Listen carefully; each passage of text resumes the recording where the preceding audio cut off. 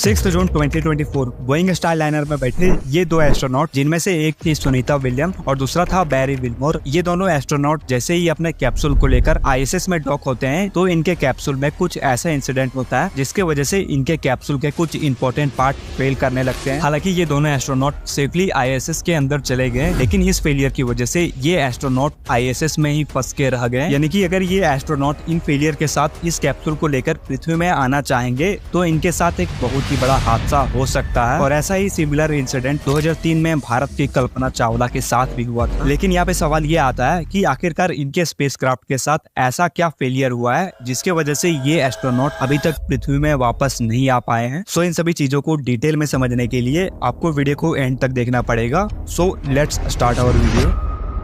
5 June 2024 Florida में मौजूद Cape Canaveral space force station से बोइंग स्टारलाइनर स्पेसक्राफ्ट को लॉन्च किया जाता है, जिसमें 2 अमेरिकन एस्ट्रोनॉट बैठे हुए होते हैं। इन दोनों एस्ट्रोनॉट को इंटरनेशनल स्पेस स्टेशन में भेजा गया था ताकि ये दोनों एस्ट्रोनॉट इंटरनेशनल स्पेस स्टेशन में जाके कुछ खास एक्सपेरिमेंट को अंजाम दे सके। बेसिकली नासा का ये प्लानिंग था कि ये दोनों एस्ट्रोनॉट इंटरनेशनल स्पेस स्टेशन में अपने एक्सपेरिमेंट को अंजाम देंगे और फिर 10 दिन के बाद वापस पृथ्वी में लौट आएंगे। लेकिन जिस टाइम बोइंग स्टारलाइनर कैप्सूल को आईएसएस से डॉक किया जा रहा था उस टाइम इन दोनों एस्ट्रोनॉट ने अपने कैप्सूल में कुछ खराबी को डिटेक्ट किया था, लेकिन उस टाइम इस खराबी पे ज्यादा ध्यान नहीं दिया गया। और फिर बाद में जब बोइंग के इंजीनियरों ने कैप्सूल की अच्छी तरीके से जांच किया तो ये मालूम पड़ा कि इस कैप्सूल में 2 बहुत ही बड़े प्रॉब्लम आ चुके हैं। और अगर इन प्रॉब्लम के साथ हम लोग इन दोनों एस्ट्रोनॉट को पृथ्वी में लाना चाहे तो इन फेलियर की वजह से जब ये कैप्सूल पृथ्वी के एटमोस्फेयर में एंटर करेंगे तो इसके वजह से एक बहुत ही बड़ा हादसा हो सकता है। और नासा एस्ट्रोनॉट के साथ एक छोटा सा भी रिस्क नहीं लेना चाहता, क्योंकि एक छोटा सा गलती इन एस्ट्रोनॉट का जान तक ले सकता है। और इसी वजह से इन एस्ट्रोनॉट को अभी आईएसएस में ही रुकने के लिए बोला गया है। और नासा इन सभी चीजों से इसलिए डरता है क्योंकि पास्ट में एक ऐसा ही डेंजरस इंसिडेंट हो चुका है और इस हादसे की वजह से 7 एस्ट्रोनॉट ने अपना जान गंवा दिया था, जिसमें भारत की एस्ट्रोनॉट कल्पना चावला भी शामिल थी। लेकिन सोचने वाली बात यह है कि आखिरकार आज लगभग 2 महीने होने वाले हैं, तो क्या इन 2 महीने में इस कैप्सूल के प्रॉब्लम को फिक्स नहीं किया गया है? और आखिरकार इस कैप्सूल में प्रॉब्लम ही क्या आया है जिसके वजह से इस मिशन को डिले किया गया? जब बोइंग स्टारलाइनर के कैप्सूल को आईएसएस से डॉक किया जा रहा था तो इंजीनियरों ने इसमें 2 प्रॉब्लम को डिटेक्ट किया जो कि काफी इंपॉर्टेंट रोल प्ले करता है एस्ट्रोनॉट को वापस पृथ्वी में लाने में। जिसमें से पहला प्रॉब्लम था हीलियम गैस के लीकेज का और दूसरा प्रॉब्लम था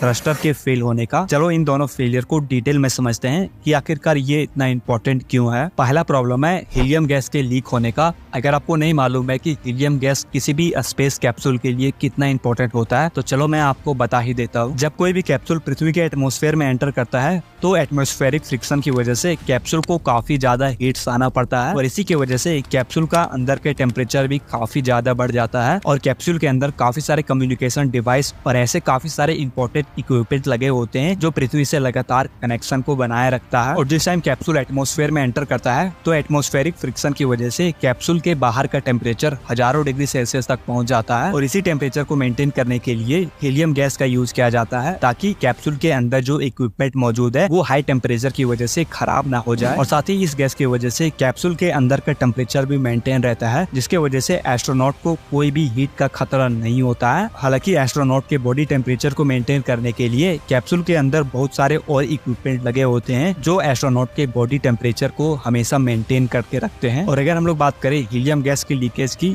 तो अगर इसी तरह हीलियम गैस कैप्सूल से लीक होते रहे तो एक टाइम आने के बाद कैप्सूल से पूरा हीलियम गैस खत्म हो जाएगा और बिना हीलियम गैस के इन एस्ट्रोनॉट को पृथ्वी के एटमॉस्फेयर में एंटर करवाना एक बहुत ही बड़ा खतरा है। दूसरा जो प्रॉब्लम है वो है थ्रस्टर का फेल होना। बोइंग स्टारलाइनर कैप्सूल में टोटल 28 थ्रस्टर लगे हुए हैं, जिनमें से 5 थ्रस्टर डॉकिंग के दौरान खराब हो गए। ये 2800 थ्रस्टर स्पेस और पृथ्वी के जर्नी को पूरा करने के लिए काफी इंपॉर्टेंट रोल प्ले करता है, क्योंकि ये वही थ्रस्टर है जिसके मदद से हम लोग स्पेस में अपने कैप्सूल के डायरेक्शन को चेंज कर सकते हैं, चाहे वो फिर कैप्सूल के स्पीड को बढ़ाना हो या फिर कम करना हो। ये थ्रस्टर इसके लिए काफी इंपॉर्टेंट रोल प्ले करता है। और बात रही पृथ्वी में री एंट्री के टाइम, तो ये कैप्सूल री एंट्री के टाइम भी काफी इंपॉर्टेंट रोल प्ले करता है। और अगर इनमें से एक थ्रस्टर भी खराब हो जाता है तो हम लोग उस स्पेसिफिक डायरेक्शन की तरफ मूव नहीं कर सकते हैं जिस तरफ इस थ्रस्टर को मूव करने के लिए बनाया गया था। और यहाँ पे एक थ्रस्टर नहीं बल्कि 5 थ्रस्टर खराब हो चुके हैं। और इन दोनों फेलियर के अलावा कई छोटे मोटे और फेलियर हुए हैं जिसे बोइंग और नासा के इंजीनियरों ने सॉल्व कर दिया है। लेकिन सवाल वहीं पे अटक जाता है कि आखिरकार ये एस्ट्रोनॉट वापस पृथ्वी में कब आएंगे। क्या इनके सिस्टम में जो फेलियर हुआ था क्या उसे नासा ने सॉल्व कर दिया है। नासा ने हाल ही में ये स्टेटमेंट दिया है कि एस्ट्रोनॉट आईएसएस में पूरी तरीके से सेफ है, उन्हें वहाँ पर सही मात्रा में ऑक्सीजन और भोजन मिल रहा है। इन एस्ट्रोनॉट को आईएसएस में कोई भी खतरा नहीं है। और साथ ही नासा ने यह भी कहा है कि अगर हम लोगों को लगता है कि एस्ट्रोनॉट को कोई भी खतरा है